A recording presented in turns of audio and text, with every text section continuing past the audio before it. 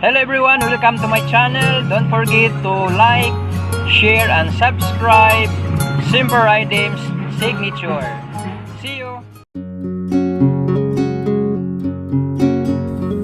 Marites ba si Marites? Sinasabing siya ang tagahatid ng balita, makabago man o kahit pa ang makaluma, makatotohanang inilalahad ang bawat detalye na mapapatango o mapapailing ka na lang sa mga sinasabi. Siya ang laging laman at pinag-uusapan ng pamayanan na itinuturing na sumbungan ng bayan, ngunit siya rin ang nagiging dahilan ng alitan dahil sa pagkakalat ng mga isyu sa bawat parting pinapanigan. Sa ating mga puna at hinunga, may tuturing ito na isang problema marahil sa pagkakainggit at mga kakulangan sa buhay na kahit anong tiyaga niya ay hindi pa rin nagtatagumpay.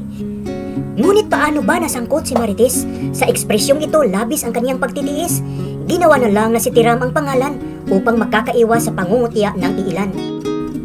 May kilala ako na Marites ang pangalan. Mabait at mapagbigay siya sa mga kabataan. Siya pa nga ang nilalapitan ng mga kababaihan dahil sa kanyang mga payo na hindi pangkaraniwan.